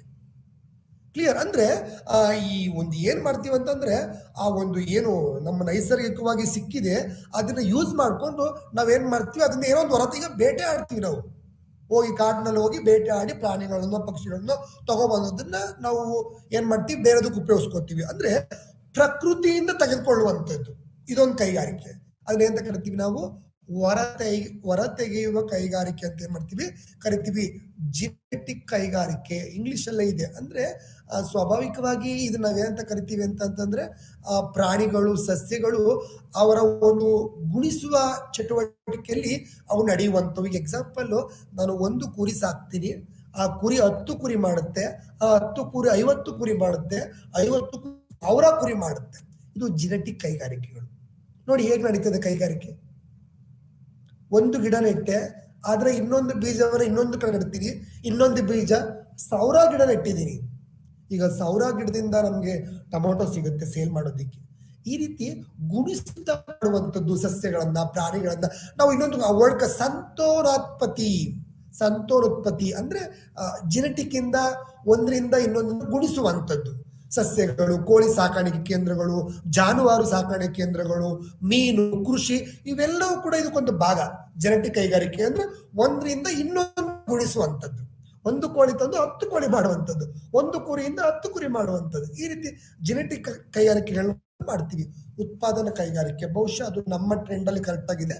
ಏನು ಉತ್ಪಾದನಾ ಕೈಗಾರಿಕೆ ಅಂದ್ರೆ ಈ ಜೆನೆಟಿಕ್ ಕೈಗಾರಿಕೆ ಆಗಿರ್ಬೋದು, ಹೊರತೆಗೆಯುವ ಕೈಗಾರಿಕೆ ಆಗಿರ್ಬೋದು, ಇಲ್ಲಿ ಸಿಕ್ಕಿರುವಂತಹ ಒಂದು ಸಂಪನ್ಮೂಲಗಳನ್ನ ನಾವು ತೆಗೆದುಕೊಂಡು ಬಂದು ಅದನ್ನ ಮತ್ತೆ ನಾವು ಏನಾದ್ರೂ ಬೇರೆ ಸಿದ್ಧ ವಸ್ತುಗಳನ್ನಾಗಿ ಪರಿವರ್ತಿಸಿ ಅವುಗಳನ್ನ ಕಸ್ಟಮರ್ಗೆ, ಗ್ರಾಹಕರಿಗೆ ಸೇಲ್ ಮಾಡುವಂತ ಒಂದು ಕೈಗಾರಿಕೆಗಳನ್ನ ನಾವೇಂತ ಕರಿತೀವಿ, ಉತ್ಪಾದನಾ ಕೈಗಾರಿಕೆ ಅಂತ ಏನ್ ಮಾಡ್ತೀವಿ ಕರಿತೀವಿ. ಎಕ್ಸಾಂಪಲ್, ಹೊರತೆಗೆಯುವ ಕೈಗಾರಿಕೆಯಿಂದ ಹತ್ತಿ ತೆಗೆದೆ, ಹೊರತೆಗೆಯುವ ಕೈಗಾರಿಕೆಯಿಂದ ಇನ್ನೊಂದು ಯಾವ್ದು ವಸ್ತು ತೆಗೆದೆ, ಅದರಿಂದ ಏನ್ ಮಾಡ್ತೀವಿ, ಇನ್ನೊಂದನ್ನ ಪರಿವರ್ತನೆಯಾಗಿ ಮಾಡಿ ಅದನ್ನ ನಾನು ಗ್ರಾಹಕರು ಸೇಲ್ ಮಾಡ್ತಾ ಇದ್ದೀನಿ. ಅದು ಯಾವುದು? ಉತ್ಪಾದನಾ ಕೈಗಾರಿಕೆ. ನಿರ್ಮಾಣ ಕೈಗಾರಿಕೆ ಬಹುಶಃ ನಾವು ಮನೆ ಎಕ್ಸಾಂಪಲ್ ತಗೊಬಹುದು. ನಿರ್ಮಾಣ ಕೈಗಾರಿಕೆ ಅಂತಂದ್ರೆ ಹಲವಾರು ಕಚ್ಚಾ ಪದಾರ್ಥಗಳನ್ನ ಯೂಸ್ ಮಾಡಿ, ಈಗ ಎಕ್ಸಾಂಪಲ್ ಒಂದು ಮನೆ ಕಟ್ಟಲಿಕ್ಕೆ ನಮ್ಗೆ ಇಟ್ಟಿಗೆ ಬೇಕು, ಮರಳು ಬೇಕು, ಸಿಮೆಂಟ್ ಬೇಕು, ಇವೆಲ್ಲ ಒಂದೊಂದು ಉತ್ಪನ್ನ.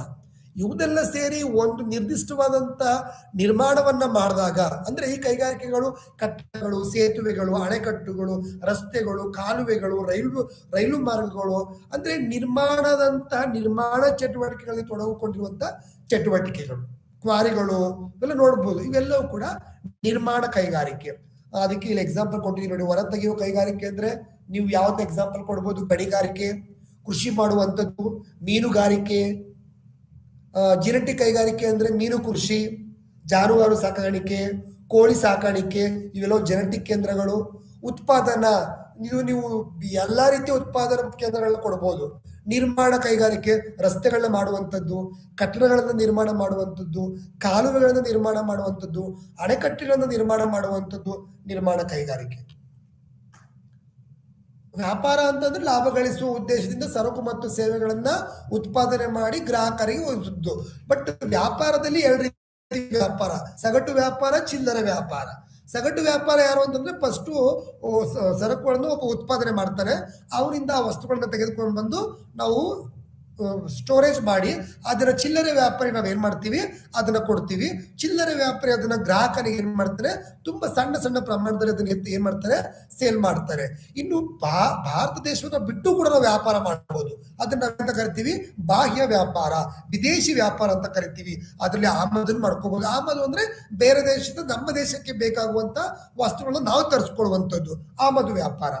ನಮ್ಮ ದೇಶಗಳಿಂದ ಉತ್ಪಾದನೆ ಮಾಡಿ ಬೇರೆ ದೇಶಕ್ಕೆ ಕಳಿಸ್ಕೊಡುವಂಥದ್ದು ರಫ್ತು ವ್ಯಾಪಾರ. ಬೇರೆ ದೇಶಗಳಿಂದ ಆಮದು ಮಾಡ್ಕೊಂಡಂತ ವಸ್ತುಗಳನ್ನ ಬೇರೆ ದೇಶಕ್ಕೆ ಕಳಿಸುವಂಥದ್ದು ಮರು ರಫ್ತು ವ್ಯಾಪಾರ. ಅಂದ್ರೆ ವಿದೇಶಿ ವ್ಯಾಪಾರದ 3 ಭಾಗ ಯಾವುದು ಅಂದ್ರೆ ಆಮದು, ರಫ್ತು, ಮರು ರಫ್ತು ಅಂತ ಏನ್ ಮಾಡ್ತೀವಿ ಕರಿತೀವಿ.